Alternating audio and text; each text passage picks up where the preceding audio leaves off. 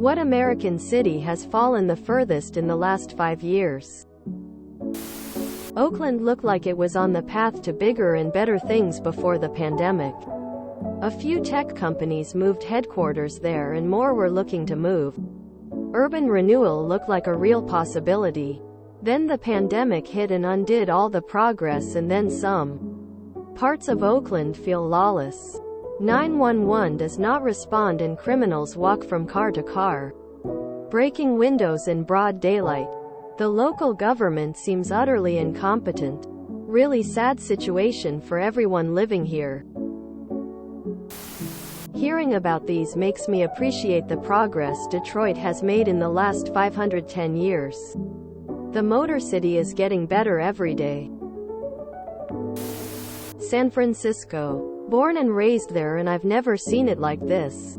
People are leaving notes in the windows begging thieves not to break their windows. A coworker took the tint off his windows so they can see he doesn't have anything.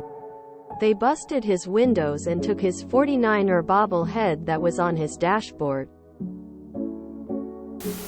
Charleston, West Virginia. Its population has steadily declined by an average of about 1.5% per year for over 2 decades. It's the only state capital in the U.S. is dying. I love America. I travel there several times a year. Have done for 30 years. All I can say is what is happening in downtown San Francisco.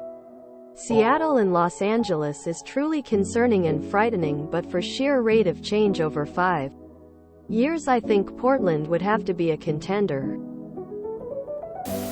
All the cities across the U.S. have most of the same issues. Declining tax revenue, rising homeless population, exploding drug addiction rates, and wild spending to fix the last 2 issues. These issues have been building for decades and will take decades to fix. Cities are spending money to solve a national issue. This comes at the detriment of city services that people rely on.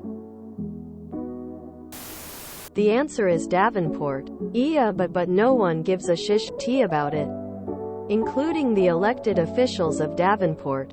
Yeah. Y'all are all missing the answer. It's New Orleans. Hands down. Dwindling tax base is exasperating a lack of police and collapsing infrastructure.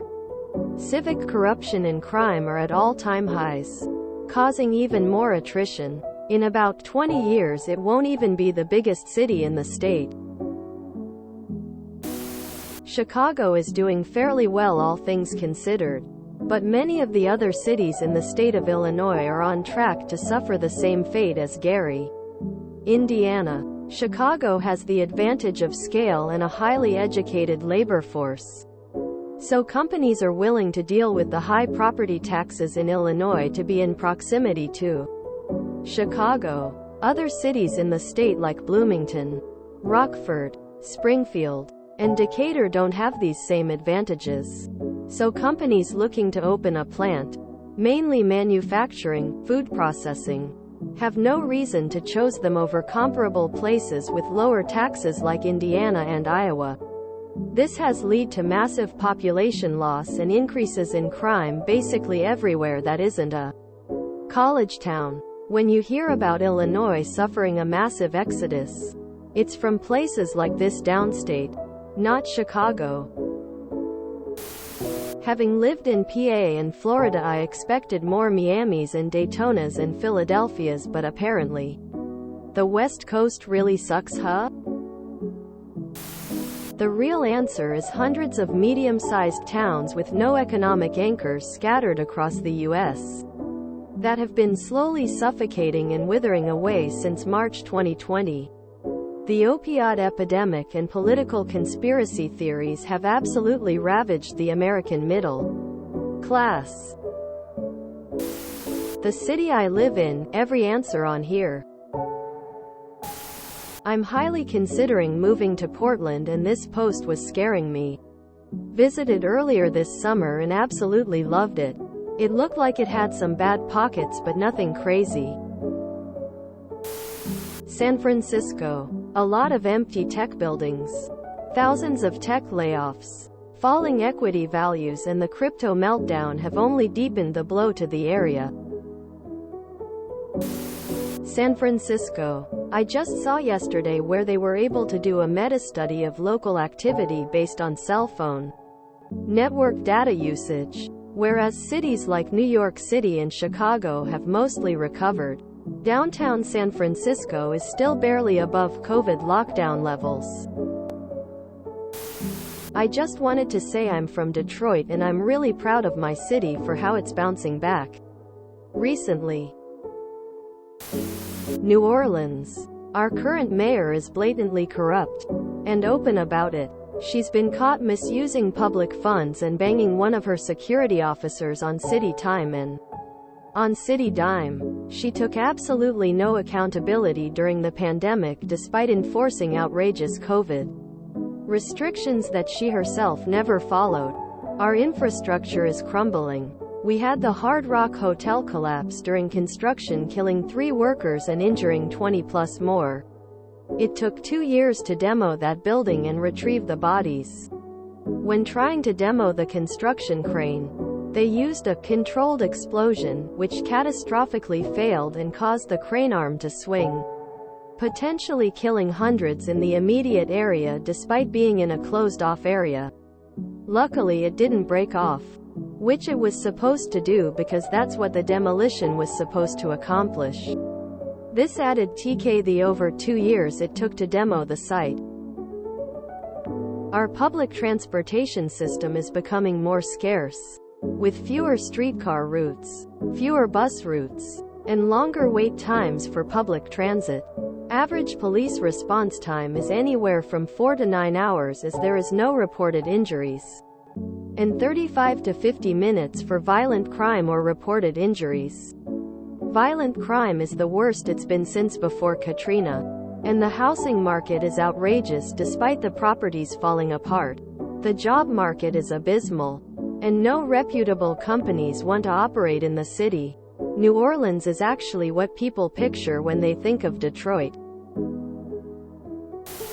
The problem of fallen cities isn't caused by the poor, the homeless, the addicted. Look back 20, 30 years with an honest eye. I'll use Seattle for an example, since I live in the area and lived in the city 30 years. I came to Seattle in 1988. I was a homeless street kid. I had a friend who moved there who let me sleep in their dining room when our paths crossed. Otherwise I just hung out with friends, ate at Teen Feed, and scrounged enough change to get tobacco and some coffee at the last exit. Drugs were plentiful, frequently free or dirt cheap. Food was not difficult to come by. Work was easy to get, and you could get a job, save your money up for a couple of checks, and find an easygoing landlord who's rent you a studio for $300 a month. All utilities paid. I lived in the same cheap, divey apartment building for 10 years that was all double studios with kitchens. The bathrooms were down the hall. The carpets were paper thin and the roaches were an ongoing struggle.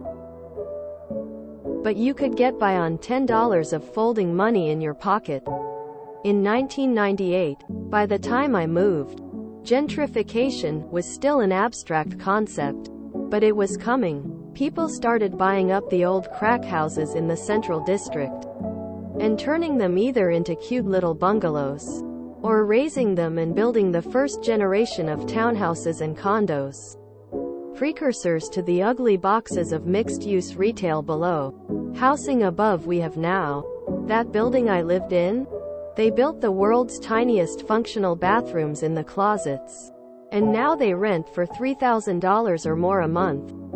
Minimum wage was always tight, but now you need to be making nearly $30 an hour just to comfortably live. So, what happened? Unfettered corporate greed and developers deciding that tearing down the affordable housing to put up condos. Suddenly you had people moving to Georgetown, South Beacon Hill, West Seattle, places that were cheaper, but still in the city. Time passes. You start seeing the developers turning their eyes to those areas, And the cycle repeats. I'm a cook for the University of Washington. I work for the state. It used to be the best paying cooking job in Seattle, and benefits that are very nice. I had to move from Seattle to Bremerton because I got priced out of Ballard. And now, you need to be making Seattle money to live in Bremerton. Everything is more expensive. The money is pooled in the hands of the upper class.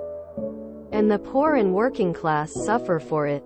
People live in their cars and campers and tents because the other people with the money don't want to share. People turn to drugs. And when they become addicted, they turn to crime to keep their heads above water. The justice system is a mug's game. Police only show up for violent crimes. Nobody seems to care about the people that used to get by who don't anymore. I'm tired and it's nearly 2 in the morning. And now this missive will bring out the keyboard warriors who will pick apart my words and tell me I'm stupid or old, or if I don't like it, just move. I did move. No one who works for the state should have to have 2 jobs. No one should not be able to buy a house and be forced to either pay double my mortgage in rent or live in their car. We need to stop these people who only see things in terms of how much money they can make. I'm tired. I'm gonna go to bed. This feels like an incomplete piece of writing from me. Have it. I have no idea, but I'm in Denver, and the homeless population is out of control. It's worse every year. San Francisco. The city's streets stink everywhere. If you enjoyed this video, please check out our playlists full of similar content. Epicaricast is like doom scrolling for your ears. Please like, share, and subscribe.